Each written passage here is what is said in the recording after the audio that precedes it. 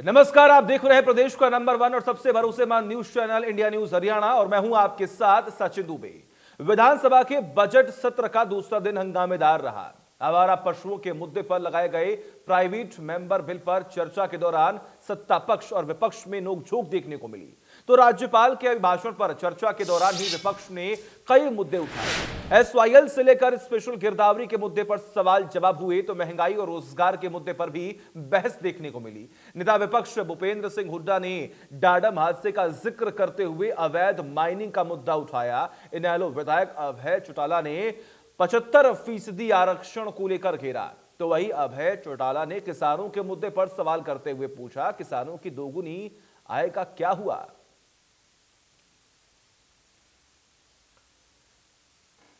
तो ऐसे ही तमाम बड़े सवाल जो हैं लगातार सदन में गूंज हुए, तमाम बड़े आरोप लगाए गए। कांग्रेस ने एसवाईएल का मुद्दा उठाया तो वहीं इस बात पर भी आरोप लगाया गया कि तमाम दावे किए गए थे कि किसानों की आय दोगुनी होगी, आखिर उसका क्या हुआ। किसानों के मुद्दे पर सरकार को घेरा गया। इसके अलावा एसवाईएल का मुद्दे भी उठाए गए। आंगनबाड़ी वर्कर्स के धरने का भी जो मुद्दा है वो लगातार उठाया गया, क्योंकि बीते कई दिनों से आंगनबाड़ी वर्कर्स जो है वो सड़कों पर बैठे हुए हैं, विरोध कर रही हैं। अवैध खनन का भी लगातार मुद्दा जो है वो हावी रहा।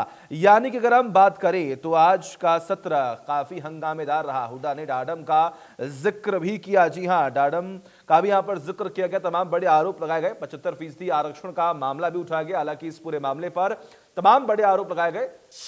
इसी बीच में कांग्रेस विधायक रघुवीर कादियान ने एसवाईएल का मुद्दा उठाया। क्या कहा, सुनिए। कि एसवाईएल के ऊपर बात आई कि मेरी सरकार ने सर्वोच्च न्यायालय में सतलुज यमुना लिंक नहर निर्माण मामले की मुस्तैदी से पैरवी की और माननीय न्यायालय ने सतलुज यमुना नहर के निर्माण के लिए हरियाणा दावे को मानते हुए हरियाणा के पक्ष में फैसला दिया। मेरी सरकार ने माननीय सर्वोच्च न्यायालय में निर्देश अनुसार केंद्रीय जल शक्ति मंत्री व पंजाब हरियाणा के मुख्यमंत्रियों के साथ त्रिपक्षीय बैठक में भारत सरकार की जल संसाधन मंत्रालय के समक्ष नहर के शीघ्र निर्माण का मुद्दा कारगर ढंग से उठाया। इसका कोई एक भी शब्द एसवाईएल के बारे में इसमें नहीं आया। 2022 में एसवाईएल बनाने की कोशिश तो हुई, कब करी सरकार ने? जब किसान आंदोलन चल रहा है। उसमें नीयत क्या थी मैंने नहीं पता है, लेकिन क्योंकि 2-3 प्रदेशों के लोग बैठे हुए थे तो जल से किए गए, हम पानी लाएंगे, एसवाईएल का वो लाएंगे। हाँ भाईचारा लोहारों में भी किया था, वो बताएंगे लोग आपको, वो सारा बताएंगे लोग। और वही शून्यकाल के दौरान कांग्रेस विधायक रघुवीर कादियान ने भर्ती घोटाले का मुद्दा भी उठाया। कादियान के बयान पर सीएम मनोहर लाल ने उन्हें तथ्यों पर बोलने की नसीहत तक दे डाली। बर्बाद चमन को करने को एक ही का ये 40 होते 42 घोटाले, कोई रिपोर्ट नहीं, कोई पकड़ा नहीं गया, कोई सजा नहीं हुई, कोई जुर्माना नहीं हुआ किसी का, कोई रिपोर्ट पेश नहीं होती फ्लोर ऑफ द हाउस। मैं कहता हूं जैसे आप कमेटी बना रहे हो ना जी बजट की, एक सेलेक्ट कमेटी बनाओ और इन घोटालों की जो जनता का विश्वास जो है सरकार खोल चुकी है घोटालों के प्रति, इसके ऊपर पूरी विश्वास। ये मेरा आपसे। तो इसमें स्पीकर सर फोर्ज की रिपोर्ट है जी। फोर्ज ने भारत एशिया का सबसे बड़ा भ्रष्ट देश, और ये सरकार आने के बाद भ्रष्टाचार 38% से 69% हुआ। मैं अपने, मेरा रिकॉर्ड नहीं है, डाटा नहीं है। फोर्ज ये आपसे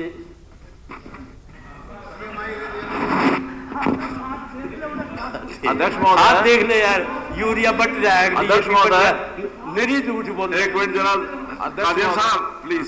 अध्यक्ष महोदय, हम सब एक जिम्मेवार सदस्य के नाते से इस अगस्त हाउस के सदस्य हैं।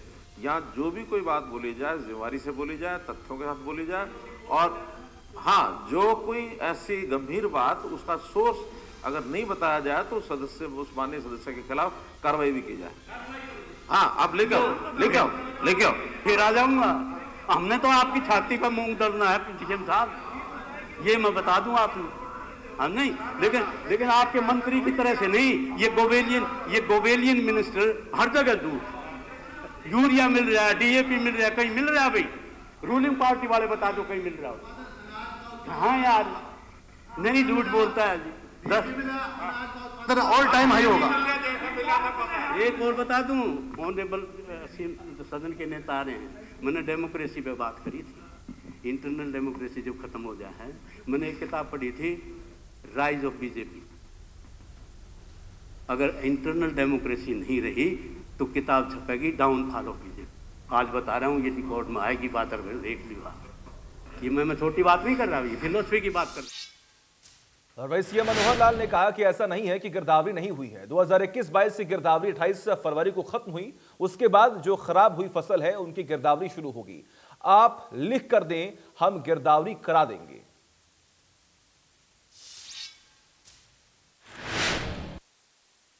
मैं ये माननीय सदस्य को बताना चाहता हूं कि वर्तमान में रबी 21-22 की फसल चल रही है और ये रबी 21-22 का मुआवजा नहीं है। रबी 21-22 का तो अब गिरदावरी चल रही है और 28 फरवरी तक उसका टाइम खत्म हुआ है।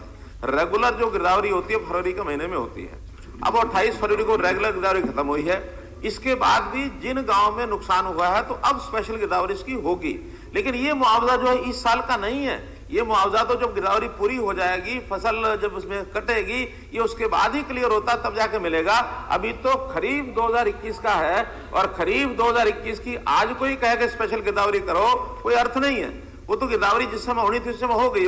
आज तो ये गेहूं और चने का जो इस समय की सरसों की जो गिरदावरी है वो 28 को खत्म हुई है। 28 के बाद 1 मार्च से स्पेशल गिरदावरी का प्रावधान शुरू होता है। तो स्पेशल गिरदावरी अब जो जहां का है वो लिख के दे देंगे, उनकी सबकी स्पेशल गिरदावरी। तो ऐसे में तमाम बड़े सवाल खड़े हो रहे हैं। सवाल नंबर 1, विधानसभा में मुआवजे पर घमासान क्यों? सवाल नंबर 2, सिर्फ सियासी मुद्दा बनकर क्या एसवाईएल रह जाएगी?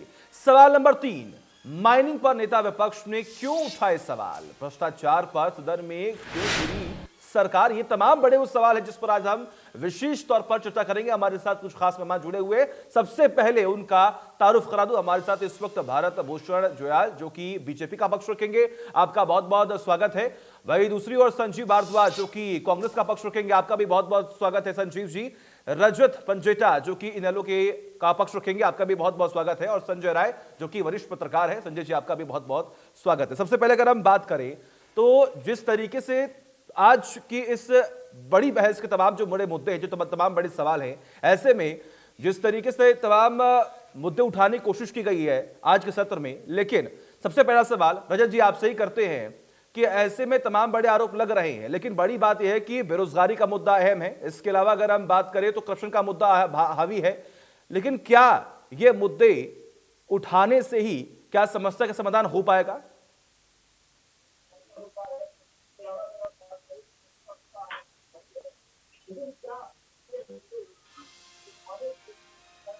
रजत जी क्या आपको मेरी आवाज मिल रही है? रजत जी क्या आपको मेरी आवाज मिल रही है? चलिए ठीक है, भारत भूषण जुयाल जी जुड़े हुए हमारे साथ। भारत जी आपका रुख कर लेते हैं, क्या आपको मेरी आवाज मिल रही है? जी जी सर, लगातार विपक्ष हमलावर है। आप तमाम दावे करते कि हमने बेरोजगारी को लेकर काम किया, हमने भत्ता दिया, इसके अलावा आपने यह भी वादा किया था कि किसानों की आय दोगुनी होगी, लेकिन आज विपक्ष ये कह रहा है कि इतने साल बीत गया, आपका कार्यकाल बीतने वाला है, लेकिन आज भी किसान परेशान है। दुबे जी, पहले तो हमारा कार्यकाल बीतने वाला नहीं है, हमारा कार्यकाल अभी आधा हुआ है। 2.5 साल से अधिक समय हमें इस कार्यकाल के लिए है। जहां तक आपने कहा कि विपक्ष बड़े बड़े मुद्दे उठा रहा है, विपक्ष में गिर रहा है, तो लोकतंत्र है और लोकतंत्र में ये खूबी है कि सरकार के किसी भी काम पर कोई भी ऑब्जेक्शन उठा सकता है। लोकतंत्र की एक विधा है लोकतंत्र। लेकिन आज के समय में जो हम कहें, विपक्ष कहे, तो वो एक मरणासन स्थिति में है और अपने आप को ये कहने के लिए कि हम जीवित हैं, इसलिए कोई ना कोई बात कह करके ये अपनी आवाज उठाना कि हाँ मेरी तरफ देखो मैं जीवित हूँ, अन्यथा ना ले मेरे शब्दों को। तो एक प्रकार से वो एक्सरसाइज है। जो भी मुद्दे आज के समय में उठ रहे हैं विधानसभा में, उन मुद्दों पर वही मुद्दे हैं जिन मुद्दों पर इन्होंने पहले चुनाव में हम गए, हमने इनको चुनाव में हराया। चाहे वो खनन का मामला हो, चाहे रोजगार का मामला हो, चाहे किसानों की आय का मामला हो, किसी भी मामले पे भारतीय जनता पार्टी ने जब भी काम किया है इन्होंने एक भी काम की आज तक कभी ये नहीं कहा कि ये ठीक हुआ है। जबकि अन्य प्रदेशों में इन्हीं की सरकार में हरियाणा प्रदेश के किए गए कामों को मॉडल के तौर पर अपनाने के लिए सरकारें काम कर रही है, और वहां की जनता और वहां के जो चाहे आंदोलन में जाते हैं लोग, तो वो हरियाणा प्रदेश का उदाहरण देते हैं कि हरियाणा प्रदेश में ये चीज चल रही है, हमें वो लागू करके दो। तो इस प्रकार से मेरा कहने का अर्थ है कि बिना किसी डाटा के एक इल्जाम लगाना अपना फर्ज समझते हैं, एक प्रकार से विरोध प्रकट करना अपना दायित्व तो समझते हैं, इसलिए मात्र विरोध प्रकट कर रहे हैं। अब अगर एक एक विषय पर हम चर्चा करना चाहें तो किसी विषय पर भी हम पकड़ लें जो आज विधानसभा में विपक्ष उठा रहा है, मैं उस पर चर्चा करने को तैयार हूं।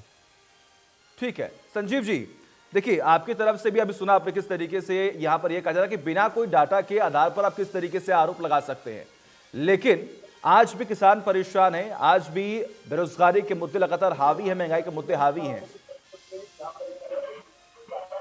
ऐसा है सचिन जी, मैं आपको बताऊं, मेरे साथी प्रवक्ता भारत जी ने बताया अभी कि ये तो विपक्ष का काम है, मुद्दे उठाना कोई काम नहीं है। ऐसा नहीं है, मैं ये मानता हूँ लोकतांत्रिक व्यवस्था में, डेमोक्रेटिक सेटअप में अगर सत्तारूढ़ दल चाहे किसी पार्टी का हो, साथ ही साथ विपक्ष का जो दल है उसकी भी उतनी ही जिम्मेवारी बन जाती है कि यदि प्रदेश का या देश का कोई भी वर्ग दुखी है तो जितनी सत्तारूढ़ दल की जिम्मेवारी है उतनी ही विपक्ष की भी जिम्मेवारी है कि उनके मुद्दों को मजबूती से उठाए और सत्तारूढ़ दल को मजबूर करे कि उनकी जायज बातों को माने। अब यहाँ मैं 2-3 बातों पर आपका ध्यान आकर्षित करना चाहूंगा। आप ये देखें, बार बार ये महंगाई की कहते हैं, इंसान तो ये भी है, परिवार तो इनका भी है। ये इस डिबेट के बाद अपने परिवार के साथ बैठ के देख लें कि महंगाई कितना विकराल रूप अपना धारण कर चुकी है। अपने परिवार से ही पूछ लें, यहाँ डिबेट का विषय ही ना छोड़ेंगे, एक बात। दूसरी बात, मेरे घर के सामने, मैं पंचकुला में रहता हूँ, आए दिन भी आप में से कोई भी आ जाए, वहां देखें ठंड हो, बारिश हो, गर्मी हो, कुछ भी हो, सड़कों पे किस तरह से लोग अपनी नौकरियां बचाने के लिए किस तरह से एजुकेशन कर रहे हैं, किस तरह से सड़कों पे सोने के लिए मजबूर हो रहे हैं, सड़कों पे खाने के लिए मजबूर हो रहे हैं। एक वर्ग जाता है, मान लो आंगनवाड़ी का वर्ग शिफ्ट हो गया आपका करनाल के अंदर, तो यहाँ टीचर्स का वर्ग आ गया, टीचर्स का गया तो कोई और आ गया। यहाँ की आपको स्थिति पता चल जाएगी कि क्या हालत नौकरियों को लेके हो रही है। फिर यहाँ बहुत इंपॉर्टेंट बात ये है, मैं 2 बातों के अंदर आपको समझाने की 1 ही सेकंड में कोशिश करूंगा, अपने साथी प्रवक्ता तक भी अपनी बात पहुंचाने की, कि हिसाब जो का तो कुनबा डूबा क्यों। हालत ये हो रही है, चुन भी इनका और पुन भी इनका। ये कहते हैं हमने कोई हमारा आज कोई भी ऐसा फ्रॉड नहीं हुआ या ऐसा घोटाला नहीं हुआ। हर रोज इनके घोटाले, इनकी सरकार के स्वयं ही लोग इनसे ही देखिए सर देखिए, घोटालों की एक लंबी फहरिस्त भी है सर, उस पर अगर हम जाएंगे तो कहीं ना कहीं आप तमाम बड़े आरोप और लगेंगे, और फिर और ये डिबेट का जो मुद्दा है वो कहीं ना कहीं घूमता हुआ कहीं और यहाँ पर निकल जाएगा। लेकिन खैर आऊंगा सर मैं आपके पास। रजत जी का रुख कर लेते हैं। रजत जी, जिस तरीके से सरकार ये वादा कर रही है, ये दावे कर रही है कि जो वादे हमने किए हम लगातार उस पर काम कर रहे हैं, लेकिन सर ये तो तस्वीर साफ है कि आखिर रोजगार के मुद्दे पर जो लगातार विपक्ष इस वक्त हमलावर है, तो कांग्रेस सरकार में, कांग्रेस जब थी सत्ता में तो उस वक्त रोजगारी कितनी मिली थी, कितने लोग परेशान थे?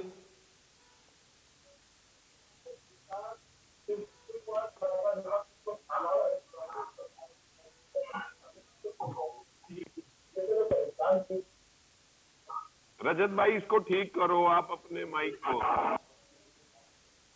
रजत जी आपकी आवाज हम तक नहीं पहुंच पा रही है। खैर ये तकनीकी खामी है, इसे दुरुस्त करने की कोशिश करेंगे। वरिष्ठ पत्रकार जुड़े हुए हैं हमारे साथ। सर क्या लगता है संजय जी, अभी फिलहाल जो वर्तमान की स्थिति है, ऐसे में तमाम बड़े आरोप लग रहे हैं, भाजपा ने भी तमाम दावे किए हैं, लेकिन अगर हम आंकड़ों पर गौर करें तो ये आंकड़े भी बता रहे हैं कि किस तरीके से रोजगारी दर जो है वो कम हुई है, जहां लगातार बढ़ी है और कहीं ना कहीं आम जनता की मुश्किलें भी बढ़ी हैं। जी बिल्कुल, आप और ये चर्चाएं जो अभी शुरू हुई हैं, इस बार तो मुझे खुशी इस बात से हुई कि लोग कम से कम चर्चा कर रहे हैं, कोई विरोध नहीं हो रहा है सदन में भी। कि नहीं तो जिस तरीके से होता था, किसी न किसी मुद्दे को लेकर के सदन के अंदर बवाल हो जाता था और बहिर्गमन ज्यादा होता था। एक शांतिपूर्ण और सौहार्दपूर्ण तरीके से जो बातचीत अब शुरू हुई है, एक प्रश्नकाल और सब चीजें, नई परंपराएं सरकार ने शुरू की हैं, उसका स्वागत हम करते हैं। और दूसरी चीज ये है कि लोग अब मुद्दे उठा रहे हैं और मंत्री लोग भी समय पर जवाब भी दे रहे हैं। हाँ, जिस चीज की नहीं है उसके लिए भी मुख्यमंत्री ने भी आश्वस्त किया है और संसदीय कार्य मंत्री ने भी किया है। रही बात बेरोजगारी की, बेरोजगारी देखिए यही का नहीं है मुद्दा, हर राज्य में है बेरोजगारी का मुद्दा, हर राज्य की समस्या है। और हमारे यहाँ हरियाणा में ये है कि कम से कम 75% रोजगार देने की बात जो की गई है उस पर चर्चा चल रही है और वो कोर्ट में लंबित है। और कोर्ट अगर उसमें सही डिसाइडेड दे रहा है और कोर्ट के मामलों को लेकर के उस बारे में डिटेल जो है, अब जुयाल साहब और जेजेपी प्रवक्ता अभी इसमें हमारे साथ नहीं है, तो लेकिन जुयाल साहब देंगे उस बारे में डिटेल, सारा चीज कुछ है क्योंकि वो पार्ट है, दोनों लोग एक ही उसका। दूसरी चीज है कि ये तो बेरोजगारी का मुद्दा है, आरक्षण का मुद्दा है। आज जो खरीफ की फसल और रबी की फसल का मुद्दा उठाया है, तो ये भी एक है कि खरीफ की फसल का इस समय तो गिरदावरी नहीं हो सकती, मुख्यमंत्री का कहना है, ठीक है, लेकिन अगर कुछ लंबित है तो उस पर भी चर्चा होनी चाहिए और उस पर भी जांच होकर के और उस पर भी किसानों को लाभ मिलना चाहिए। रबी की फसल का अभी समय चल रहा है। हाँ, मौसम इस समय बेहिसाब बदलाव है, आज भी मौसम में तब्दीली हुई है, आज भी मौसम गड़बड़ है, हो सकता है कल बारिश हो, अगला फिर दिक्कत है, फसल पकने पर है। और बिल्कुल अब किसान तैयार है कि थोड़ी दिन में ही अब फसल कट करके हम लोगों की आ जाएगी मार्केट में। तो इस समय अगर मौसम की मार होती है किसान पे, तो किसान मारा जाएगा। तो इसके लिए भी सरकार तैयार है, गिरदावरी करा रही है। हाँ, दूसरी चीज है कि अभी कुछ खनन का मामला निकल के आया, खनन में ज्यादा ही दिक्कत है, खनन पर सरकार अभी कुछ ज्यादा मेहनत नहीं कर पाई है। और खनन को रोकने के लिए सरकार को जिस तरीके से एक कार्य करना चाहिए उस पर थोड़ा सा पीछे है और उस पर काम होना चाहिए। दूसरी चीज है कि हमारे यहाँ जो एक यातायात का साधन है, जो रोडवेज है, रोडवेज के लिए सरकार क्या कुछ कर रही है, उसके लिए बसें नहीं आ पाई हैं और उसको थोड़ा सा कुछ काम हो रहा है, उनके कर्मचारी बेलगाम हो रहे हैं। बहुत सी समस्याएं ऐसी आ रही कि ड्राइवर कंडक्टर दोनों शराब पी रहे हैं, शराब पी के गाड़ियां चला रहे हैं, बहुत सारी चीजें आ रही है जिसमें कि यात्रियों के ऊपर हो रही है बातें। समस्याएं बहुत हैं और छोटी छोटी हैं, लेकिन वो गंभीर समस्याएं। उसको लिए एक उदाहरण होता था, जिस तरीके से बताया गया कि किसानों के लिए हमारे यहाँ सुविधाएं अच्छी हैं हरियाणा में, अन्य राज्य उसको लागू कराने के लिए बात करते हैं, वो चीज ठीक है, बहुत सारी चीजें अच्छी है। जो खामियां हैं उनको विपक्ष बराबर समय पर रख भी रहा है, जिस तरह से आज कादियान साहब ने रखा है। ठीक है सर, ठीक है सर, आऊंगा सर मैं आपके पास। देखिए अहम मुद्दे आपने भी ये बताने की कोशिश की कि परेशानियां हैं, आपने भी तमाम परेशानियों की एक लंबी फहरिस्त जो है वो गिनाई है। हम सवाल करेंगे, उसके जवाब लेंगे कि आखिर जो वादे किए जा रहे थे क्या वो अभी तक सही तरीके से पूर्ण हो पाए कि नहीं। हमारे साथ इनेलो के प्रवक्ता जुड़े हुए हैं, पंजेटा जी। पंजेटा जी, क्या आपको मेरी आवाज मिल रही है? पंजेटा जी, क्या आपको मेरी आवाज मिल रही है?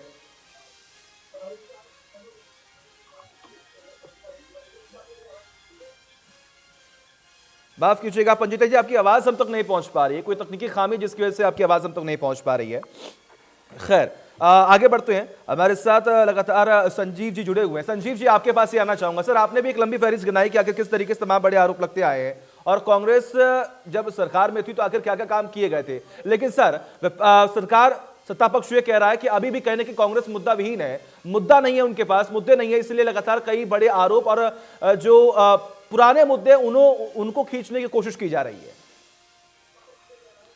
नहीं सचिन जी, जी, ये तो चलो इनका कहना ऐसे ही बनता है, लेकिन आप बताएं कि पिछले 7.5 साल से प्रदेश के अंदर इनकी सरकार सत्ता में है, उस 7.5 साल के बाद भी आप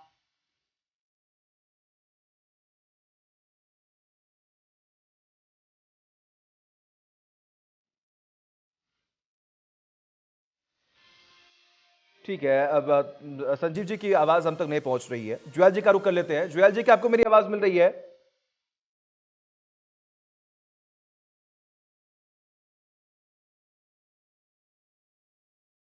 ठीक है, तकनीकी खामी की वजह से शायद कुछ प्रॉब्लम हो रही है।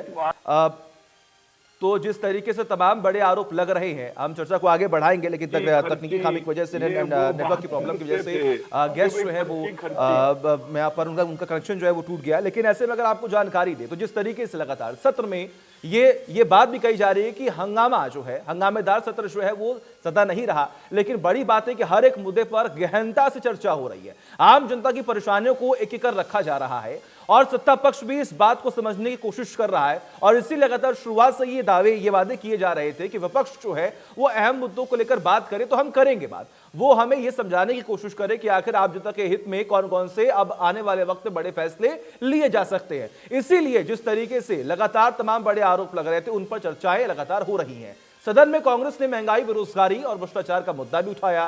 कांग्रेस नेता रघुवीर कादियान ने कहा कि प्रदेश में घोटालों का बोलबाला हो गया है, जिसके जवाब में डिप्टी सीएम दुष्यंत चौटाला ने कादियान के सवालों का जवाब दिया। इसी बीच दोनों नेताओं में मुद्दे को लेकर थोड़ी बहुत बहस भी देखने को मिली।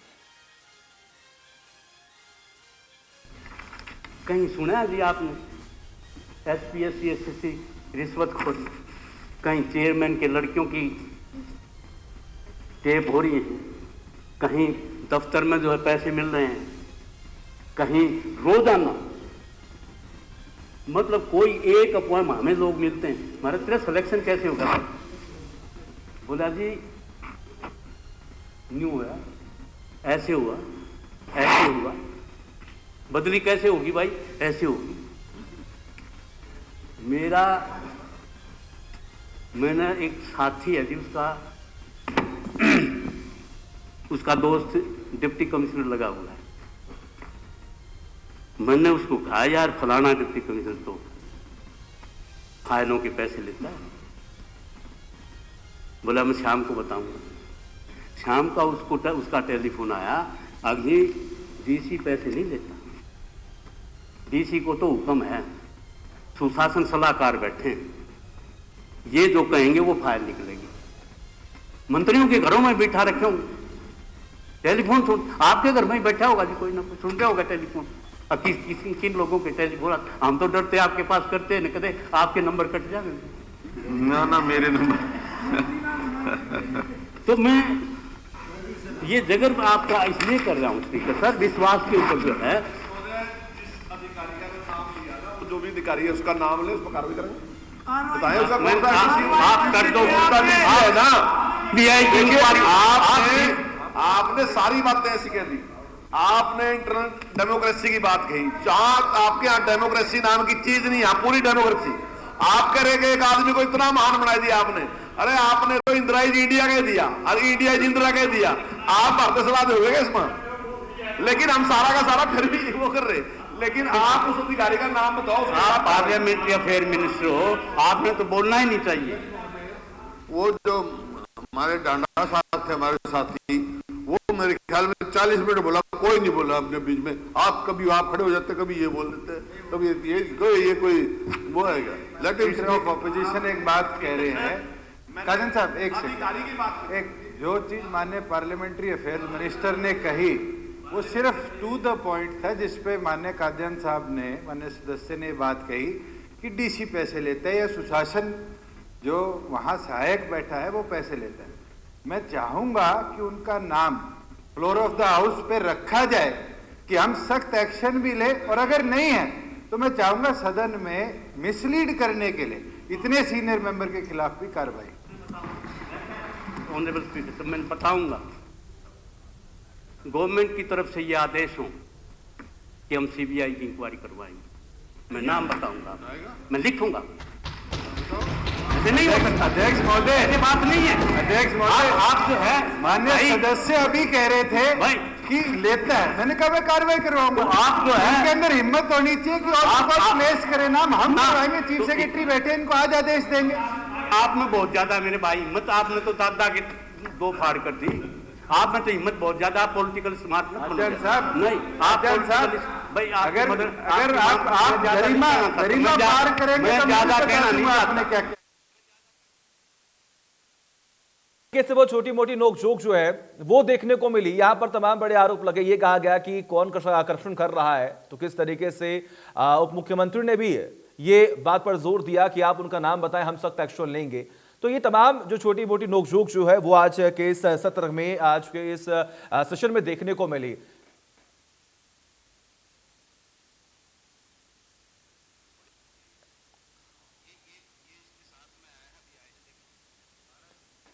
तो एक बार फिर से चर्चा की ओर आगे बढ़ते हैं। हमारे साथ वापस से गेस्ट जो है वो जुड़े हुए हैं और जुएल जी का रुख करते हैं। जुएल जी, क्या आपको मेरी आवाज मिल रही है अब प्रॉपर? जी सचिन जी। जुएल जी, देखिए तमाम बड़े आरोप लग रहे थे शुरुआत से ही, और देखिए मेन जो मुद्दा कहीं ना कहीं अगर हम बात करें तो वो रोजगार का मुद्दा होता है।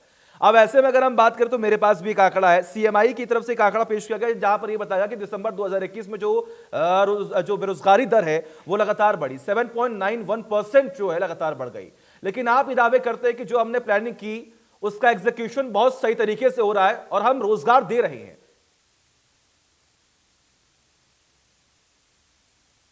जुएल जी,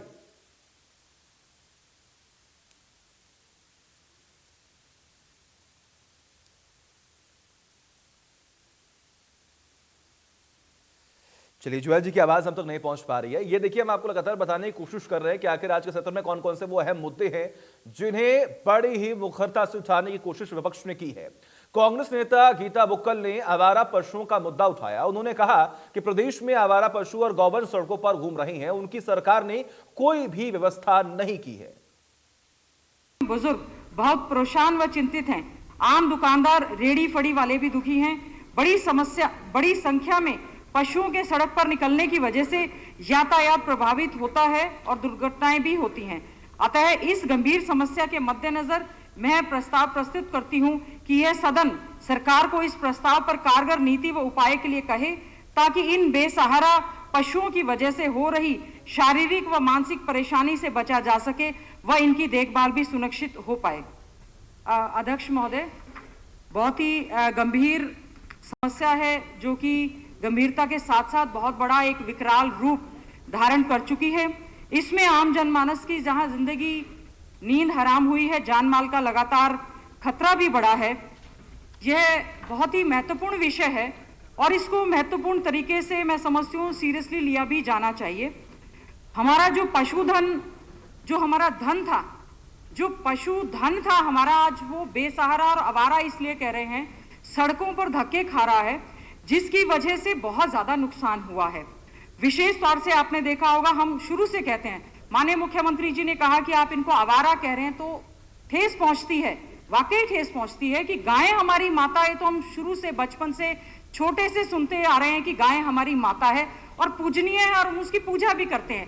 लेकिन जिस समय ये गायें या गौवंश कूड़े के ढेर को खा रहे होते हैं या बायो वेस्ट जो है उसको खा रहे होते हैं या गंदगी के ढेरों में कहीं इधर उधर जा रहे होते हैं, और ये पशु जिस प्रकार से जान माल का खतरा इस तरह से बना हुआ है और बहुत सारे एक्सीडेंट हो चुके हैं, ये पूरे शहर या ग्रामीण अंचल को डिफेस करते हैं, तो ये बहुत ही बड़ा एक चिंता का विषय है।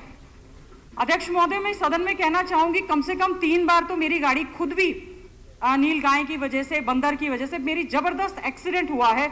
और बहुत सारे आंकड़े मैं यहाँ पर रखना चाहूंगी। और आपने देखा होगा कि एक तो गांव जो हमारी गाय या गोवंश है जो सड़कों पर जाता है, उसमें सबसे बड़ी जो समस्या आ रही है, जो राजस्थानी गायें, बड़े बड़े सींग वाली राजस्थानी और गुजराती जो गायें जो बड़े बड़े हजारों की तादाद में निकलती हैं, झुंड के झुंड सड़कों पर निकलते हैं, वो जहां सड़कों के आवागमन को रोक के रखते हैं, वहां पर यातायात को वो प्रभावित करते हैं, उससे बहुत ज्यादा एक्सीडेंट्स और इंसिडेंट्स होते हैं, बहुत ज्यादा दुर्घटनाएं हो रही हैं, इससे बहुत ज्यादा डेथ भी हो रही हैं और बहुत सारे लोग ऐसे जो है।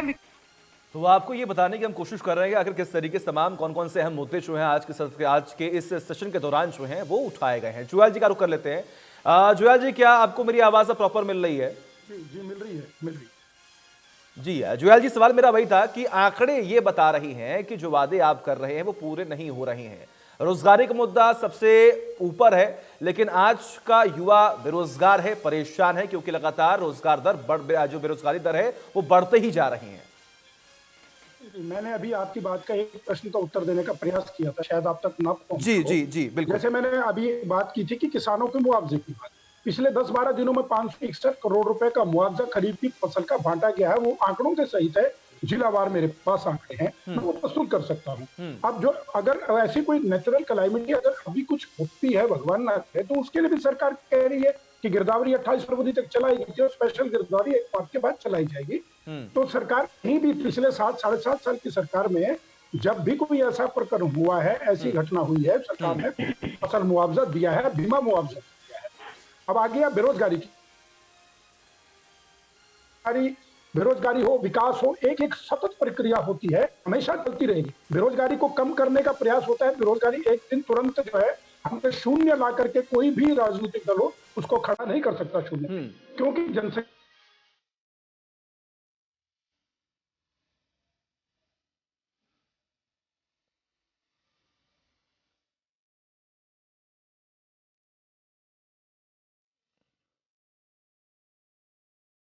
चलिए ठीक है, लेकिन ज्वायल जी ने जो तमाम बातें कही, उनकी तरफ से ये कहा जा रहा है कि हम लगातार पूरी कोशिश कर रहे हैं, एक सतत प्रक्रिया होती है, हमने जो वादे किए हैं हम उनको पूरा करने की पूरी कोशिश कर रहे हैं। और कहीं ना कहीं अगर हम बात करें तो स्थितियां कुछ ऐसी थी, परिस्थितियां कुछ ऐसी थी कि हम उसमें कामयाब नहीं हो पा रहे थे, या फिर उसमें तेज गति से काम नहीं हो पा रहा था। लेकिन अब जिस तरीके से लगातार कोरोना काल के बाद जब तमाम प्रतिबंध को हटाया गया, तो हम लगातार उस पर काम कर रहे हैं, जनता के हित में काम कर रहे हैं और युवाओं तक रोजगार पहुंचाने की पूरी कोशिश कर रहे हैं। ये बात जो है वो ज्वायल साहब जुड़े हुए हैं हमारे साथ, वो भी लगातार ऐसी बातें जो है वो कह रहे हैं। लेकिन बड़ी बात यह है कि जिस तरीके से लगातार सत्र के दौरान बेरोजगारी का मुद्दा उठाया गया, इसके अलावा डाटा माइनिंग हादसे का भी जिक्र किया गया, तो कहीं ना कहीं अब सरकार को भी इन तमाम सवालों के जवाब देने होंगे। खेतों में बिजली सप्लाई का मुद्दा भी विधानसभा में उठा, जिसका जवाब कृषि मंत्री जेपी दलाल ने दिया। सुनिए। सवाल ये है, जब सरकार ने ये पॉलिसी लागू की तो क्या वहां जो सर्विसेज थी सेक्टर्स में पूरे हरियाणा में, क्या उनको मजबूत करने के लिए कोई तैयारी की थी? और अब इन्होंने कहा कि हमारे पास 708 करोड़ आए हैं। मैं जिस कॉलोनी में रहता हूं मालवी टाउन, कम से कम तकरीबन 80 करोड़ वहां से इन सरकार के पास आए। मैं ये पूछना चाहता हूं कि हरियाणा के लोग सेक्टर्स में भेड़ बकरियों की तरह जीने को मजबूर हैं। वहां सीवर लाइन, वाटर लाइन, आपकी स्ट्रॉम लाइन, बिजली लाइन, जो पहले प्लॉटों के आधार पर डेंसिटी जो 12.5 थी उसको इन्होंने 20% कर दिया। 12 आदमी रहते थे, 20 आदमियों के लिए इन्होंने जो ये दिया है प्रपोजल, ये था। और वहां आदमी एक 500 की प्लॉट पर 4 फ्लोर बना के नहीं रजिस्ट्री करते हैं, तो आप अंदाजा लगाइए कि कितनी ये